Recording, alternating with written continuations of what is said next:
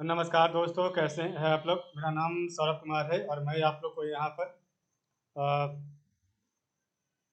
Spectrum किताब से पढ़ा रहा हूँ आपको आधुनिक भारत का इतिहास। और हम लोग अभी जो है हर चैप्टर का सारांश समरी पढ़ रहे हैं।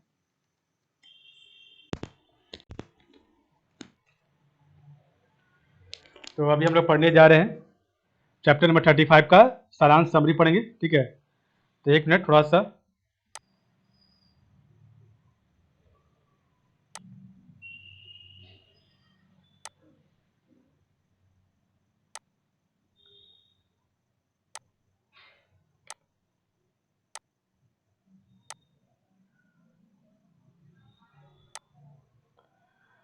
तो आज हम पढ़ेंगे आपका चैप्टर नंबर 35 का सारांश। ठीक है, तो देखिए आपके सामने चैप्टर नंबर 35 आ गया है, जो कि आपका इकाई 10 में आएगा। चैप्टर नंबर 35 अध्याय 35। ठीक है, और इकाई इकाई 10 में आपका टोटल अध्याय जो है 33 से लेकर 39 तक है, 33 से लेकर 39 तक।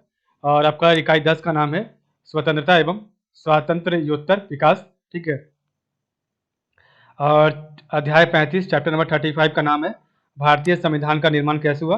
तो भारतीय संविधान का निर्माण, इसका हम सारांश समरी पढ़ेंगे। तो इसका जो आखिरी पेज में सारांश समरी नहीं दिया गया है, तो इसका हम लोग सारांश समरी बनाएंगे। ठीक है, तो समरी बना के इसको जो है जो भी आपका ब्लैक पॉइंट में दिया होगा उसको हम पढ़ेंगे। ठीक है, तो स्वतंत्रता प्राप्ति 15 अगस्त 1947 के तुरंत बाद भारत में राष्ट्र निर्माण की प्रक्रिया प्रारंभ हुई। तो स्वतंत्रता प्राप्ति 15 अगस्त 1947 के तुरंत बाद भारत में राष्ट्र निर्माण की प्रक्रिया प्रारंभ हुई थी। ठीक है,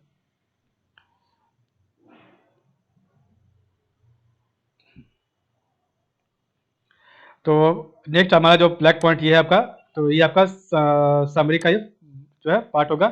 तो संविधान सभा की पृष्ठभूमि, तो हम देखेंगे संविधान सभा की पृष्ठभूमि क्या थी, कैसे थी। तो संविधान सभा की पृष्ठभूमि, उसके बाद फिर नेक्स्ट हम आगे पढ़ेंगे।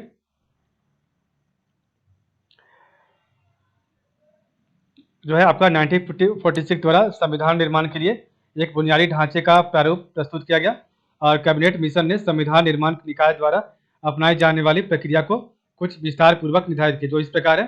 पहला, प्रत्येक प्रांत को और प्रत्येक देशी रियासत या रियासतों को समूह को अपनी जनसंख्या के अनुपात में कुल स्थान आवंटित किए गए और स्थूल रूप से 10 लाख के लिए एक स्थान का अनुपात निर्धारित किया गया। इसके परिणाम स्वरूप प्रांतों को 292 सदस्य निर्वाचित करने थे और देशी रियासतों को कम से कम 93 स्थान दिए गए। प्रत्येक प्रांत के स्थानों को जनसंख्या के अनुपात के आधार पर 3 प्रमुख समुदायों में बांटा गया। ये समुदाय थे मुस्लिम, सिख और साधारण।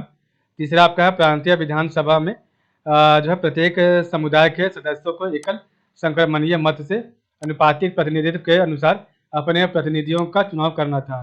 तो प्रांतीय विधानसभा में प्रत्येक समुदाय के सदस्यों को एकल संक्रमणीय मत से अनुपातिक प्रतिनिधित्व के अनुसार अपने प्रतिनिधियों का चुनाव करना था। देशी रियासतों के प्रतिनिधियों के चयन की पद्धति परामर्श से तय की जानी थी। तो देशी रियासतों के प्रतिनिधियों के चयन की पद्धति परामर्श से तय की जानी चाहिए थी। ठीक है,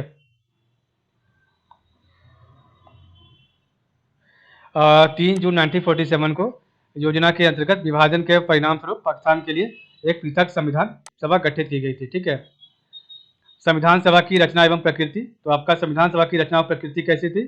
ठीक है, तो भारतीय संविधान का निर्माण अप्रत्यक्ष रूप से निर्वाचित संविधान सभा ने किया।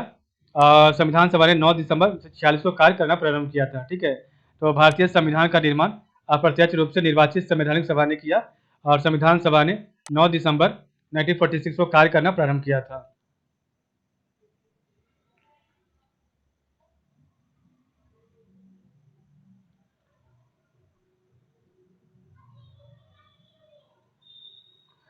नेक्स्ट है संविधान सभा का प्रातिनिधिक स्वरूप। तो संविधान सभा का प्रातिनिधिक स्वरूप क्या था। तो आलोचकों का कहना है कि संविधान सभा में जन साधारण के प्रतिनिधि नहीं थे, यानी उसके सदस्यों का चुनाव देश के सभी वयस्क नागरिकों ने नहीं किया था। तो संविधान सभा का प्रातिनिधिक स्वरूप कैसा था। तो आलोचकों का कहना है कि संविधान सभा में जन साधारण के प्रतिनिधि नहीं थे, यानी उसके सदस्यों का चुनाव देश के सभी वयस्क नागरिकों को नहीं किया था। ठीक है,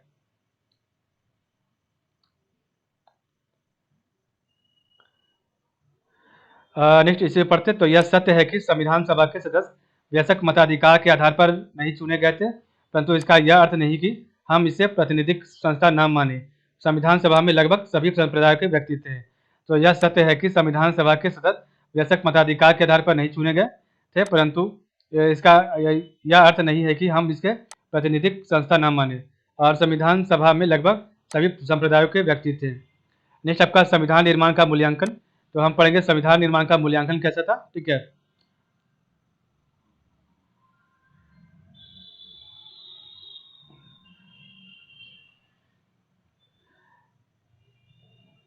हालांकि यह सत्य है कि कांग्रेस पार्टी का संविधान सभा में 2/3 बहुमत था और कांग्रेस पार्टी में निर्णय का अधिकार पार्टी हाईकमान को था, जिस पर नेहरू, पटेल और राजेंद्र प्रसाद का नियंत्रण था। लेकिन यह नहीं कहा जा सकता कि संविधान सभा देश की जनता की आशाओं व आकांक्षाओं से परिचित नहीं थी, ठीक है।